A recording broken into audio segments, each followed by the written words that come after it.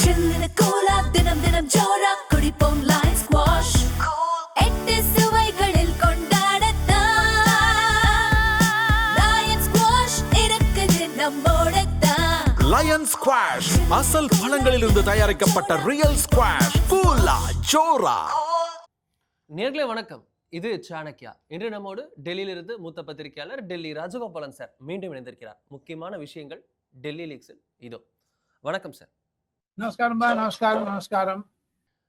ஏகப்பட்ட திருப்பங்கள் நம்ம லாஸ்ட் டைம் நம்ம சந்திச்சிலேருந்து இப்போ பேசுறதுக்குள்ள ஏகப்பட்ட கலைபுரம் தமிழ்நாடு, டெல்லி, உலகம் முழுக்க அப்படின்னு நடந்துட்டு இருக்கு அப்படின்றத பார்க்கிறோம். நான் இன்டர்நேஷனல் விஷயத்துக்கு லாஸ்டா வரேன். பட் முதல்ல தமிழ்நாட்டிலிருந்து ஆரம்பிக்கணும்னு நினைக்கிறேன். தமிழகத்தில் விஜய் அவர்கள் ஒரு பெரும் சக்தியாக உருவெடுத்திருக்கிறார். தனி பெரும் கட்சியாக உருவெடுத்தார். தனி பெரும்பான்மை பெறாவிட்டாலும் ஆட்சி அமைத்திருக்கிறார். 108 சீட் அப்படின்னு வென்று அவர் தற்போது கூட்டணி ஆட்சியை அமைத்திருக்கிறார். இந்த கூட்டணியிலேயே பல விஷயங்கள் வந்தது. இந்த டோட்டலாக இந்த total episode of government formation இது எப்படி பார்க்குறீங்க நீங்க? டெல்லியில எப்படி பார்க்குறாங்க? வாட் த காரிடார்ஸ் வந்து விஸ்பர் பண்ணுது. Delhi corridors of power Delhi leaks மூலமாக சாணக்கிய நேயர்களுக்கும் ரங்கராஜ் பாண்டியன் நேயர்களுக்கும் அருண் நேயர்களுக்கெல்லாம் சொல்ல வேண்டும் என்றால் ஒரே ஒரு வரியில், திமுக வேரோடு புடுங்கி எறியப்பட்டது அமித்ஷா சொன்ன மாதிரி. அதில் பாஜக மிக சந்தோஷமாக இருக்கிறார்கள். காங்கிரஸ்ல திராவிட முன்னேற்ற கழகத்தை பற்றி மிக மிக ஏளனமாக ராகுல் காந்தி பேசுவதாக சில காங்கிரஸ் ஒர்க்கிங் கமிட்டி மெம்பர்ஸ் என்னிடம் சொன்னார்கள். மொத்தம் திமுக எப்படி 2017 அப்புறம் அம்மையார் ஜெயலலிதாவுடைய மரணத்துக்கு பிறகு திமுக அதே நிலையில் வந்துவிடும். அதிமுக எந்த நிலையில் இருந்ததோ இப்பொழுது இருக்கிறதோ அதே நிலையில் திமுக இன்னும் ஓரிரு வருடங்களில் வரும் என்பதைத்தான் டெல்லி எதிர்பார்க்கிறது. அருண், டெல்லி மீன்ஸ் பிஜேபியா இல்ல பிஜேபி அண்ட் காங்கிரஸா? Both BJP and Congress. 5 எம்பிக்கள் திமுகவில் மிக மிக மனக்குடைச்சலாக இருக்கிறார்கள்.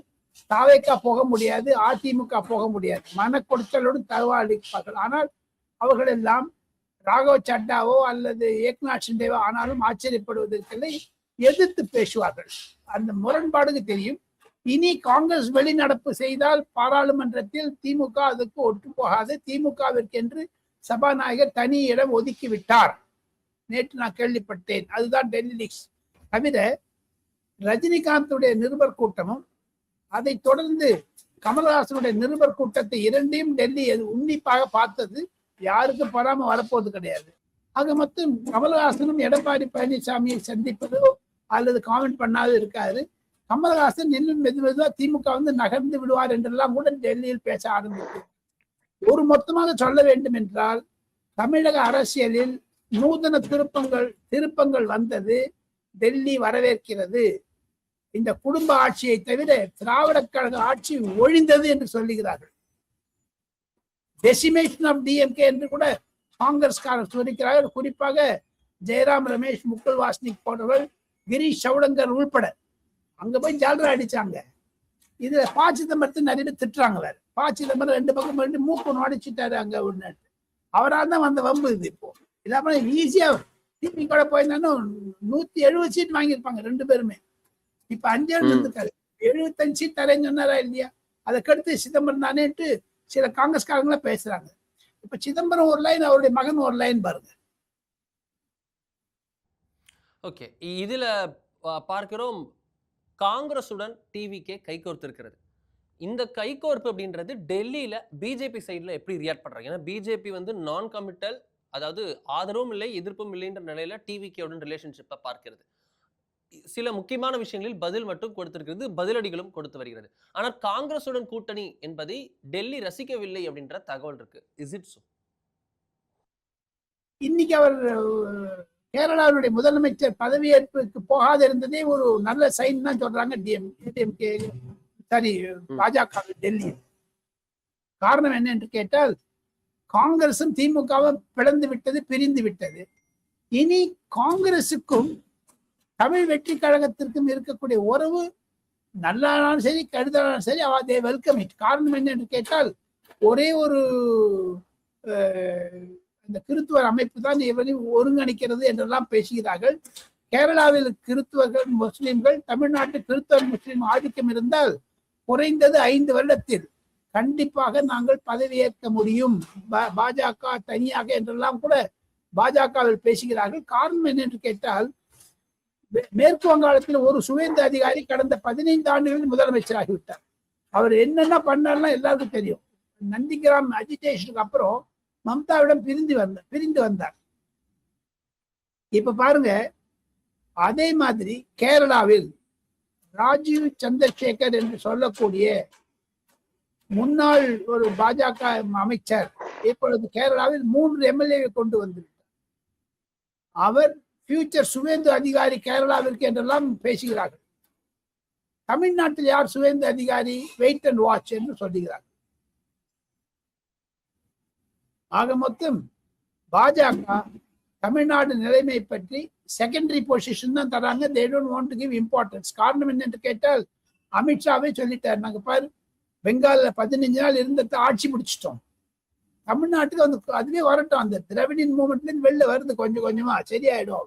விஜய் வந்து வரவேற்கிறார்கள். ஏன்னா ஒரு சேஞ்ச் வந்துருக்கு பாருங்க, அவ்வளவுதான். அதோட சரி, ஒரு குழப்பத்தை உண்டாக்கின திருப்பியும் திமுக வந்து இனிமேல் எழும்புறது கஷ்டங்க, எழுந்து வந்து கஷ்டம், ரொம்ப கஷ்டம்.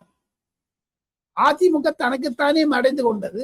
விஜய் திமுகவை நெசுக்கி விடுவார். காரணம் கரூர், காரணம் சங்கீதா, காரணம் ஜனநாயகம், காரணம் 23ஆம் தேதி ஏப்ரல் மாதம் வாக்கெடுக்கும் பொழுது உள்ளூருடைய பஸ்கள் எல்லாம் கேன்சல் பண்ணாங்க பாருங்க, ஒரு கிரிமினல் ஆக்ட். அதுதான் இப்ப இன்னும் மு.க. ஸ்டாலின் வீடியோ விடுறாரு, நம்ம பண்ண தப்பதான் கமிட்டி ஒண்ணு. எதுக்குங்க கமிட்டி? அப்ப இருந்தபோது மமதியா இருந்தீங்க, ஏடியா மோடியா லாடியா பாடியான்னு கேட்டாங்க. அதே உதயநிதிக்கு வாயில என்ன வச்சிருக்க, வாயில வாழைப்பழமா? அயோக்கியத்தனங்க. மோடி அவர்களே அவ்வளவு ஏக வச்சனத்தில் பேசுவது, தகப்பனாரும் சரி மகனும் சரி அந்த மாதிரி பேசிருக்கூடாது.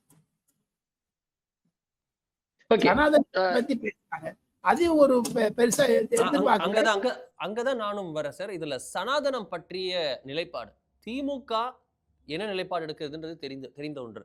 திரு உதயநிதி 2வது முறையாக, in fact if I'm not wrong 3வது முறையாக ரிப்பீட் செய்யறாரு இந்த விஷயத்த. வெளியில பாக்குறோம், சட்டமன்ற வளாகத்திற்கு வெளியில வந்து டிவிகேயோட எம்எல்ஏ முஸ்தபா சனாதனத்தை ஒழிக்க தான் நாங்கள் கட்சியை தொடங்கியிருக்கோம் அப்படின்னு, அதுக்காக நாங்களும் வந்திருக்கோம் அப்படின்னு சொல்கிறார். இது எப்படி எடுத்துக்கொள்கிறார்கள் டெல்லி? ஏன்னா இப்போ கோர்ட்ல திருப்பி கேஸ் வந்திருக்கு, லாயர் ஒருத்தர் வந்து சுப்ரீம் கோர்ட்ல திருப்பி வழக்கு பதிந்திருக்கிறார், வழக்கு தொடர்ந்திருக்கிறார். இந்த விஷயத்துல இது தொடர்பாக மனு தாக்கல் செய்திருக்கிறார். இதுல டிவிகேவும் இதே வார்த்தைகளுடன் இதே கலர் டோனுடன் உள்ளே என்ட்ரி கொடுத்திருப்பது எப்படி பார்க்கப்படுகிறது? பாஜக உதயநிதியினுடைய பேச்சை கண்டிக்கிறது தவிர, ஏன் உதயநிதி அசம்பிளி உள்ள பேசினார், அவருக்கு வந்து ஒரு இம்யூனிட்டி கிடைக்கும், பாதுகாப்பு கிடைக்கும், அசம்பிளி உள்ள பேசினமான கோர்ட்டுக்கு ரெவியூக்கு வராது. இருந்தாலும் வேண்டுமென்று விஜய் அரசாங்கத்திற்கு எதிராக இந்து கலவரத்தை, வகுப்பு கலவரத்தை, ஜாதி கலவரத்தை தூண்டிவிட வேண்டும் என்றதுக்காக விதை விதித்திருக்கிறார். சார் ஒன்னே ஒண்ணு கேட்கிறார், அருண், நம்பிக்கை தீர்மானத்துக்கு சனாதனத்துக்கு என்ன சம்பந்தங்க? அதுக்கு என்ன ரெலவன்ஸ்? நீ அதிமுக பத்தி பேசு, திமுக பத்தி பேசு, அவ எக்ஸ்சேஞ்சு சேஞ்சு சோஃபா எல்லாம் ரைட்டு. சனாதனம் எங்க வந்தது? அதை பிடித்து புதியத்தினால்தான் மத்திய உளவுத்துறை தமிழக முதலமைச்சர் ஜேக்கப் விஜய்க்கு 2 பக்க அறிக்கை கொடுத்திருக்கிறார்கள். திமுக அடுத்த 6 மாதங்களில் பல கலவரங்களை செய்ய இருக்கிறது என்று. அதில் வகுப்புவாதத்தை எல்லாம் விட்டுருங்க, விவசாயிகள் போராட்டம், மாணவர்கள் போராட்டம், அதை தவிர மருத்துவர்கள் போராட்டம் வந்ததுன்னா 2 போராட்டம் தாங்க மாட்டார் விஜயங்களாம் கூட சொல்லிட்டு இருக்காங்களாம் கட்சி உள்ள, திமுக கட்சி உள்ள. அதை உதயநிதி சொல்றாராம். அதை தவிர இன்னொன்னு மெயின் இம்பார்ட்டன்ட் நியூஸ் உங்களுக்கு சொல்லணும்னு நினைக்கிறேன். 4ஆம் தேதி ரிசல்ட் வந்துருச்சு. 5, 6, 7, 8 இந்த 4 நாள் நடந்த விஷயங்கள் எல்லாம் உசுப்பி விட்டது. திமுக அதிமுகவை சேர வைத்தது, அவர்களுக்கெல்லாம் பேச வைத்தது, திருமாவளவனை முதலமைச்சராக்க வேண்டும் என்றது, விஜய் தடுத்தது, எடப்பாடி பழனிசாமி முதலமைச்சராக்கலாமா என்று சொன்னது. அதை தவிர வேண்டுமென்றே தங்களுடைய ஆதரவாளர்களுக்கெல்லாம் கெடுக்க வேண்டும் என்று தமிழ் வெற்றி கழக எம்எல்ஏக்கள் அனைவரும் ராஜினாமா செய்வேன் என்று சொன்னதெல்லாம் கூட உதயநிதியினுடைய ஸ்பான்சர்டு ஐட்டம் தான் சொல்றாங்க. இது உதயநிதியோட ரெட் ஜெயிண்ட்டை காப்பாத்திக்கிறதுக்கு பண்ணாருன்னு. அவ்வளோ அவ்வளோ யோகியம் இல்லாத பண்ணியிருக்காங்க சார். திமுக வந்து தாவேக்காவை அவ்வளவு மட்டும் தட்டி அது எத்தனையோ பேசிட்டு இருப்பாருங்க விஜய். திமுக பத்தி ஒண்ணுத்துக்கு வாய மூடின்னு இருக்காரு.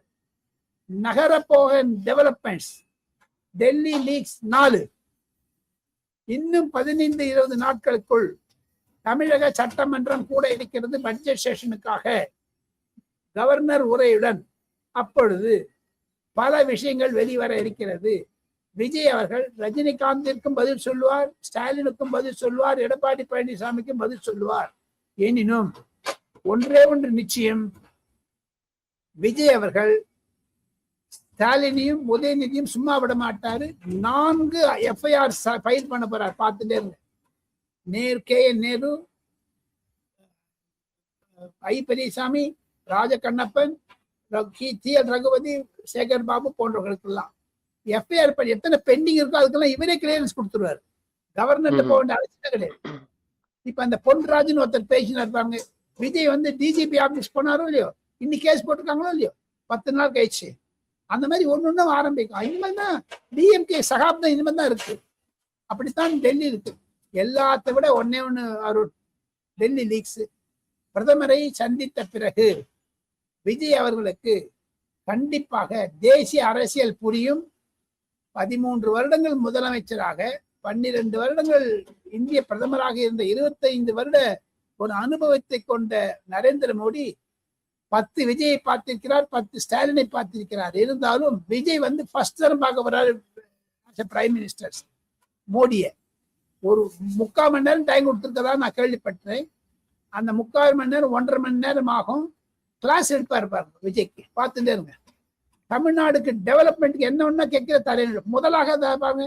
அந்த நெதர்லாண்ட்ஸ்ல அந்த செப்பு ஓவியங்கள்லாம் வந்து அழைச்சிட்டு அது விஜயே வெறுக்க மாட்டேங்க. இது இருக்கிறோம் எங்க வாய்மொழின்னு இருக்காரு. அதெல்லாம் பிரைம் மினிஸ்டர் ஆஃபீஸ்ல கேட்கறாங்க, ஏன் டிலே பண்றாருன்னு. ஸோ அவர் வெயிட் அண்ட் வாட்ச். அதனால சென்டரும் வெயிட் அண்ட் வாட்ச். அமித்ஷாவை சந்திக்க இருக்கிறார், நிர்மலா சீதாராமன் சந்திக்க இருக்கிறார். அதே தவிர சோனியா, ராகுல், பிரியங்கா 3 வருடம் லஞ்ச் சாப்பிட இருக்காராம் 24ஆம் தேதி. இன்னொன்று டேட் பிக்ஸ் ஆகல சொல்றாங்க. அதற்கு அப்புறம் தான் தமிழ்நாட்டுல சித்து விளையாட்டு விளையாடுவார் விஜய் பாருங்க. திமுகவை நெசிக்கிறார் பாருங்க. எந்த கரூர் கோபத்தை 41 பேர் வந்து அந்த சுப்ரீம் கோர்ட்டினுடைய எஃப்ஐஆர் போட போறாங்க, சார்ஜ் ஷீட் போட போறாங்க. அந்த இதுவும் வரப்போகுது. விஜய் குற்றவாளி என்று இருந்தாலும் கூட திமுக தான் இதை ஆர்கனைஸ் பண்ணுதுன்னு அந்த ரிப்போர்ட் வந்து என்ன சொல்லுங்க. செந்தில் பாலாஜி நேம் பண்ணியிருக்காரு விஜய் குற்றவாளி அவர். இதே செந்தில் பாலாஜி மௌனம் காமிக்கிறார். வெயிட் பண்ணி பார்க்கலாம்னு. வெயிட் பண்ணி பார்த்ததுல தமிழக அரசியல் மாபெரும் மாறுதலுக்கு உள்ளாக இருக்கிறது. நம்ம பேசினா சாதாரணமா எடுத்துக்கலாம். நான் சில ஒரு கணக்குகள் தப்பா போச்சு யாரும் இல்லைங்கிறேன். எடப்பாடி பழனிசாமியினுடைய அந்த ஒரு கட்சி இப்படி இன்னைக்கு செம்மலை ராஜினாமா செய்திருக்கிறார். இன்னும் பலர் நாளைக்கு செய்ய இருக்கிறார்கள். அனைத்துமே ஒரு செங்கோட்டையின் ஆர்கனைஸ்டு கிரைமான்னு தெரியல. இதெல்லாம் ஒரு கிரிமினல் ஆக்ட் ஆஃப் ஒரு டிஸ்இன்டிகிரேட்டிங் ஒரு பொலிட்டிக்கல் பார்ட்டி. தப்புங்க. அதற்கு விஜய் கொஞ்சம் கேர்ஃபுல்லா நடக்கணும்னு நினைக்கிறேன். இந்த இதுல டைட் ரோப் வாக் இருக்கச்ச எடப்பாடி பழனிசாமி சந்திச்சிருக்கணுங்க. அது தப்பு. இது ரஜினிகாந்தையும் சந்திச்சிருக்கணும். இல்ல யாரையும் சந்திச்சிருக்கணும். எல்லார்ட்டும் போன்ல பேசுங்க. ஒரு பிக் அண்ட் சூஸ் இருக்கக்கூடாது. சீமானை பார்த்து வரவேற்கு. சீமானுக்கும் அந்த தேர்தல் வெற்றிக்கும் ஒண்ணுமே சம்பந்தம் இல்லையே. மீதியெல்லாம் சம்பந்தம் இருக்கு. அதை தவிர டெல்லியில் சொல்லுகிறார்கள், விடுதலை சிறுத்தை கட்சியை சேர்த்து கொண்டால் கண்டிப்பாக தமிழ்நாட்டில் மேலும் சில பிரச்சனைகள் வரும் என்று எதிர்பார்க்கிறார்கள். பிரதமரை பார்த்த பிறகுதான் தமிழ்நாடு மந்திரி சபை விஸ்தரிக்கும் என்றால் காங்கிரஸ் உள்ள வருமா வராத தெரியலையே. ஒன்னும் காங்கிரஸ் 2 சீட் சொல்றாங்க. விஜய் அவர்கள் சதீஷனுடைய பதவி பிரமாணத்துக்கு போகாத இருந்ததே ஒரு மாபெரும் இண்டிகேஷன் தான் சொல்றாங்க டெல்லியில. ஓகே, இதுல பார்த்தோம்னா நாளை வந்து கோவையில் வந்து தமிழக பாஜகவுடைய மையக்குழு கூட்டம் நடக்கிறது. திரு அண்ணாமலையும் வந்து பார்த்தோம்னா வெளிநாட்டு பயணத்தில் இருந்தார். திரு தேஜஸ்வி சூர்யா, இவர் நம்ம சசி தரூர் கூட சேர்ந்து ஒரு ஈவெண்ட் எல்லாம் பங்கேற்று இருந்தார். இது நம்ம யூனிவர்சிட்டிஸ் எல்லாம் பார்த்தோம், நிறைய இடத்துல பேசியிருந்தார். அங்கிருந்து இப்போ இந்தியா திரும்பியுடன் அவர் பங்கேற்கக்கூடிய முதல் கூட்டமாகவும் இது இருக்கிறது. ஸ்டேட் பிரசிடென்ட் நயினார் நாகேந்திரன் தலைமையில் இது நடக்கிறது. BL சந்தோஷ் வருகிறார். எல்லா ஸ்டேட் லீடர்ஸும் after election defeat first time core கமிட்டியா ஆலோசிக்க இருக்கிறார்கள். முன்னதாக ஒரு வாரம் முன்னதாக சென்னை கமலாலயத்தில் சீனியர் லீடர்ஸ் உட்கார்ந்து ஒரு மீட் நடந்திருக்கு. பட் அஃபீஷியலான கோர் கமிட்டி மீட் அப்படின்றது நாளை நடைபெற இருக்கிறது. பிஜேபியோட ரோட் அஹெட், அதோட பிளான் என்னவா இருக்கு சார்? வெயிட் அண்ட் வாட்ச் தான் பண்ண போறாங்க. Wait and watch. Edappadi Palaniswami தான் இருக்க போறாங்க, டிடிவி தினகரனோடு தான் இருக்க போறாங்க. ஏன்னா அவங்க சைட்ல இருந்து இது வரைக்கும் ஒன்றும் ரியாக்ஷன் வரல. இது வரைக்கும் அவங்களாம் வெளில போறேன்னு சொல்லல. அதை தவிர அது காரணம் என்னன்னு கேட்டால் மத்திய அரசை கையில போட்டுக்கணும். அப்பதான் உங்களுக்கு வந்து மத்திய அரசுடைய பல விதமான உதவிகள் வரும். விஜய் செய்த மாதிரி 2 போட்டில் டிராவல் பண்ணக்கூடாது, ஒரு போட்டில டிராவல் பண்ணணும். விஜய் செய்த தவறும் சுட்டி காண்பிக்க வேண்டும். காரணம் என்ன என்று கேட்டால் விஜயுடன் வந்திருக்கக்கூடிய அமைச்சர்கள் எல்லாம் புதிதாக இருக்கிறார்கள். ஒண்ணு சொல்றேங்க, பாஜக வந்து நாளைக்கு ஒரு மாபெரும் தீர்மானம் எடுத்தார்களே ஆனால் 2029 2031 விட கண்டிப்பாக பாஜகவிற்கு ஒரு தமிழ்நாட்டில் எதிர்காலம் இருக்கிறது என்று தான் பாஜகவுடைய மத்திய தலைமை நினைக்கிறது. அண்ணாமலைக்கு மிக முக்கிய பொறுப்பு தர இருக்கிறார்கள். அதுல இருந்து ஸ்டோரி ஆரம்பிக்கும். அண்ணாமலை மாநில தலைவராக மாற்றப்பட இருக்கிறார்னு சொன்ன ஒரு சில முன்னாடியே சொன்ன நபர்கள்ல நீங்களும் ஒருவர். அதற்காக நிறைய பேஷிங் வந்ததுன்றதை பார்த்துருக்கோம். இப்போ அண்ணாமலைக்கு மீண்டும் பொறுப்பு அப்படின்றதையும் நீங்க தான் சொல்றீங்க. என்ன பேக் ஸ்டோரி? நயினார் நாகேந்திரன் விட மாட்டாங்க. ஏன்னா அவர் வந்து எடப்பாடி பழனிசாமி கிட்ட அதிமுக கிட்டக்க இருக்காரு. அண்ணாமலை அவர்களும் இன்று விளக்கமாக ஆதவ அர்ஜுனாவை பற்றி பேசியது கூட, நிருபர்களிடம் பேசியது கூட மத்திய பாஜக தலைமை அதை பார்த்தார்கள்.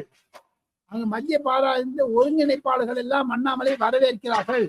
அதனால அண்ணாமலைக்கு டெல்லியில் முக்கிய பதவி கிடைக்கும் என்று தான் சொல்லுகிறார்கள் டெல்லி. ஆனா நாளைக்கு அந்த Coimbatore meeting is a turning point for BJP in Tamil Nadu. ஒரு எல்லாம் அலசுவாங்க போட்டு. தமிழக வெற்றி கழகத்திற்கு மத்திய பாஜக 5 வருடம் தருகிறது. 5 வருடம் சொல்லவே இல்லை. அவங்க ஸ்ட்ராங்கா இருக்கணும்னு தான் பாக்குறாங்க. சோ தட் இந்த திமுக ஒரே சமாப்தி ஆயிடும். ஓகே, இதுல வந்து அடுத்ததாக டெல்லி நகர்வுகள் என்னவாக இருக்கிறது சார்? தமிழ்நாட்டில் ஒரு கலங்கின குட்டையாக இருக்கிறது. ஒரு பக்கம் டிவிகே காங்கிரஸ், மறுபக்கம் டிஎம்கே. பிரதான இரு ஃப்ரண்டா இவை இருக்கிறது. அதிமுக ரொம்ப உட்கட்சி பூசலில் இருக்கிறது. தலைமை பிரச்சனை அப்படின்றது மாவட்ட தலைமைகள் வரைக்கும் எல்லா இடத்துலையும் ஸ்பிளிட்டா இருக்கு. பல மாவட்ட அலுவலகங்கள் பூட்டப்பட்டிருக்கிறது. யாருக்கு எந்த பார்ட்டி எந்த பக்கம் இருக்குன்னே தெரியாத அளவுக்கு ஒவ்வொரு மாவட்டத்திலையும் 2-3 குழுக்களாக பிரிந்திருக்கிறார்கள். டோட்டல் ஷாம்பிள்ஸ் அப்படின்றத பார்க்கிறோம். இந்த ஃபியாஸ்கோவை டோட்டலா பிஜேபி எப்படி அப்சர்வ் பண்ணிருது? வெயிட் அண்ட் வாட்ச் அப்படின்றது ஒரு விஷயம். வெயிட் அண்ட் வாட்ச்ல ஒரு அப்ரோச் இருக்கணும்ல, அது என்ன அப்ரோச்? அது வந்து விஜய் அவர்கள் தவறு செய்ய மட்டும் வெயிட் பண்ணணும்னு பாக்குறாங்க. வெயிட் செஞ்சுட்டாங்கன்னா திரும்பி எப்படி ரஜினிகாந்த் 2 வருடம் சொன்னாரோ, மு.க. ஸ்டாலின் 6 மாதம் சொன்னாரோ, பாஜக கண்டிப்பாக 1 வருடம் தர இருப்பதாகத்தான் சில மூத்த தலைவர்கள் என்னிடம் சொல்லுகிறார்கள். விஜயை நாம் வளர்த்து விட வேண்டும். கிறிஸ்தவராக இருக்கலாம், முஸ்லீமாக இருக்கலாம், இந்துக்களாக இருக்கலாம். ஆனால் அவருடைய நடைமுறைகளை எல்லாம் கண்டிப்பாக 1-to-1 பார்க்கும் பொழுது புரிந்து கொள்வார்கள். அவருக்கு சமயம் கொடுக்க வேண்டும் என்று தான் அமித்ஷா அவர்களும் பிரதமர் நரேந்திர மோடி அவர்களும் நதின் நபீனும் ஜே.பி. நட்டாவும் எல்லாரும் கொடுக்கிற மாதிரி தான் டெல்லியில சில உயர்மட்ட தகவல்கள் கிடைக்கிறது. 5-6 நாட்கள் அயல்நாடு சென்றிருக்கக்கூடிய பிரதமர் அமைச்சர் நாளை டெல்லி திரும்ப இருக்கிறார். அதற்கு பிறகாக ஒரு கான்சியஸ் எஃபர்ட் எடுக்கும். அதுக்குள்ள BL சந்தோஷ் வந்து 20ஆம் தேதி நடக்கக்கூடிய மீட்டிங், 19ஆம் தேதி நடக்கிற மீட்டிங் ரிப்போர்ட் தருவாரு. ஒரு ஏன்னா அவெல்லாம் ரொம்ப ஒரிடா இருக்காங்க. அருண் நிறைய செலவிஞ்சிருக்கு. அதெல்லாம் ரொம்ப வெரி ஒரிடு. இவ்வளவு இப்படியா தமிழ்காரன் பண்ணுவாங்கலாம் கூட கேட்கறாங்க. ஐசே கட்டாச்சு இந்த 2G எஃபெக்ட் இருக்க மாதிரி சொல்றாங்க. 2Gல எப்படி பணம் சாட்டான்னு சொல்றாங்களோ அந்த மாதிரி இது சரியாவே செலவழிக்கிறது நிறைய ரிப்போர்ட் இருக்கு. கடைசி 3 நாள்ல அவங்களுக்கு எல்லாம் தெரிஞ்சு போச்சுங்க. ஒரு வாரத்துல நிறைய பேருக்கு தெரிஞ்சு போச்சு. ஒரு வாரத்துல என்ன நடக்குது ஏது நடக்குதுன்னு. அப்போ எல்லாம் கொஞ்சம் அப்படியே அமைக்கிட்டாங்க, முடிஞ்சு போச்சு. Okay, shifting on from Tamil Nadu நம்ம பார்க்கிறோம். வெஸ்ட் பெங்கால்ல பிஜேபி ஒரு பெரும் ஆட்சியை பிடித்திருக்கிறது. பெரிய அளவுல மெஜாரிட்டியோட வந்திருக்காங்க. அடுத்த நகர்வுகள் என்னென்ன? ஒரு வெஸ்ட் பெங்கால்ல பிஜேபி கவர்மெண்ட் வந்தாச்சுன்னா, அதுக்கப்புறம் பார்டர் இஷ்யூஸ்க்கு ஒரு பெரிய தலைவலி குறையும் அப்படின்னு எதிர்பார்ப்பு இருக்கு. பிஜேபி எப்படி பார்க்கிறது வெஸ்ட் பெங்கால் வெற்றி, அதன் பிறகான ஆட்டம்? 3 விஷயங்களாக சொல்லி, அரசியல் ரீதியாக, பாதுகாப்பு ரீதியாக, பொருளாதார ரீதியாக. மேற்கு வங்காளத்தில் ஆயுஷ்மான் பாரத் என்றதை நிலைநாட்ட ஆரம்பித்து விட்டார்கள். எதை மம்தா பானர்ஜி எதிர்த்திருந்தாரோ அதே சமயத்தில் மேற்கு வங்காளத்தில் பல முன்னுரிமைக்கூடிய கூகுள் கம்பெனி அங்க வரப்போகுது. அஸ்வினி வைஷ்ணவ் சொல்லிட்டாரு. ஹைதராபாத்துக்கு அடுத்து வெஸ்ட் பெங்கால் தான் சொல்லிட்டு, அது ஒரிசாக்கு போக வேண்டியதா இருந்து வெஸ்ட் பெங்கால்ல கொடுக்க போறாங்க. வெஸ்ட் பெங்கால்ல தொழில் வளர்ச்சி முன்னேற்றம் இருக்கும், கண்டிப்பாக பொருளாதார வளர்ச்சியாக சொல்றேன். அதை தவிர இனிமேல் எந்த ஒரு அயல்நாட்டு தூதுவர்களோ அயல்நாட்டு தலைவர்களோ, இப்ப எப்படி மகாபலிபுரத்துக்கு சைன பிரதமர் மகாபலிபுரத்துக்கு அழைச்சிட்டு வந்தாரோ அதே மாதிரி வெஸ்ட் பெங்காலுக்கு அடுத்த முக்கிய தலைவர்கள் போக இருக்கிறார்கள். இனி வெஸ்ட் பெங்கால் கான்சென்ட்ரேஷன் நடக்கும். Chief secretary conference, director general of police conference, income tax chief conference, இதெல்லாம் இங்கதான் நடக்கும் வெஸ்ட் பெங்கால் கல்கட்டால. ஆக மொத்தம் கல்கத்தாக்கு முன்னுரிமை தருவார்கள் பொருளாதார ரீதியாக. அரசியல் ரீதியாக பார்த்தீங்கன்னா, திரிணாமுல் காங்கிரஸ்ல கல்யாண் பானர்ஜி சீஃப் விப்பா போட்டதிலிருந்து திரிணாமுல் காங்கிரஸ் எம்பி 33 எம்பிக்களிடையே சலசலப்பு ஆரம்பித்து விட்டது. அபிஷேக் பானர்ஜி 2-3 மாதம் அயல்நாடு செல்ல இருக்கிறார். மேற்கு வங்காளத்தில் அரசியல் ரீதியாக சுவேந்து அதிகாரி கண்டிப்பாக மம்தா பானர்ஜியினுடைய 4-5 அமைச்சர்களை கைது செய்வார். அப்பதான் அரசியல் புகுந்துவிடும். மேற்கு வங்காளத்து வெற்றி, ஒரிசாவினுடைய வெற்றி, பீகாருடைய வெற்றி, மகாராஷ்டிரா வெற்றி, ஹரியானா வெற்றி, இதையெல்லாம் வைத்துக் கொண்டு பார்த்தால் 2027 உத்தரப்பிரதேசம் நடக்கக்கூடிய தேர்தலில் வெற்றி பெறுவதற்கான ஆயத்தங்களை செய்கிறார்கள். அதில் ராஜ்நாத் சிங், மிஸ்டர் யோகி ஆதித்யநாத், அமித்ஷா மூவரும் சேர்ந்து கொண்டு RSS தலைவர் மோகன் பாகவத் 6 முறை வந்துட்டாங்க. இந்த ஒரு 6 மாசத்துக்கு ஒரு தடவை போயிட்டு இருக்காங்க. RSS என்கேஜ்மெண்ட்ஸ் எல்லாம், அப்பாயின்மெண்ட்ஸ் எல்லாம் 6 மாசம் 1 வருஷத்துக்கு முன்னாடி பிக்ஸ் பண்ணுவாங்க எப்பவுமே. இது நாட் ஃபார் எஸ்டர்டே டுடே. ஆக வெஸ்ட் பெங்காலுடைய சீஃப் மினிஸ்டர் இனிமேல் நாட்டு முழுக்க கொண்டு போறாங்க. இதெல்லாம் வச்சு பாத்தீங்கன்னா 2027 பொது தேர்தலில் உத்தரப்பிரதேசத்தில் மீண்டும் ஜெயிக்க வேண்டும். யோகி ஆதித்யநாத் சீஃப் மினிஸ்டர் திருப்பி வர வேண்டும் என்பதுதான் அவருடைய யதார்த்தமான கோரிக்கை. வருவார். அங்க சமாஜ்வாதி கட்சி அகிலேஷ் யாதவ் மிகவும் வீக்காக இருப்பதனால் இன்னொன்னா பாருங்க, கண்டிப்பா நான் சொல்றேன், உத்தரப்பிரதேசத்தை ஜெயிச்சுட்டாங்கன்னா ராஜ்யசபாக்கு நிறைய மெஜாரிட்டி வந்துடும். யூனிஃபார்ம் சிவில் கோட் இந்த வருஷம் கொண்டு வருவாங்க. 2027 ஜூலைல திரௌபதி முர்மு ஓய்வு பெறும் சமயத்தில் ராஜ்நாத் சிங் அவர்களை குடியரசுத் தலைவராக முன்மொழி இருக்கிறார்கள் டெல்லியில். அதுதான் மேஜர் டெல்லி லீக்ஸ். இத்தனை வருது. இது பிகாஸ் ஆஃப் வெஸ்ட் பெங்கால். இவ்வளவு டெவலப்மெண்ட்ஸ், செயின் ரியாக்ஷன். அடுத்த கான்சென்ட்ரேஷன் தெலுங்கானா அண்ட் கேரளா, தமிழ்நாடு அப்புறமா. ஸோ இன்னும் ஒரு சைக்கிள் ஆஃப் எலெக்ஷன்ஸ் இருக்கு. அதுல ரொம்ப முக்கியமானது உத்தரப்பிரதேச தேர்தல். ஸோ வெஸ்ட் பெங்கால், அடுத்து உத்தரப்பிரதேஷ் அப்படின்னு அடுத்தடுத்த முக்கியமான ஒரு ஃபிளாஷ் பாயிண்ட்ஸ் இருக்கிறது. பக்கத்துல தமிழ்நாட்டில் ஒரு பெரிய படம் ஓடிக்கொண்டிருக்கிறது. என்ன நடக்குதுன்றதை பார்ப்போம். ரொம்ப நன்றி சார். அடுத்த டெலிக்ஸை பார்ப்போம். அதுவரை ரொம்ப நன்றி. கான்ஃபிடென்ட்டா இருங்க. நல்லதே நடக்கும்.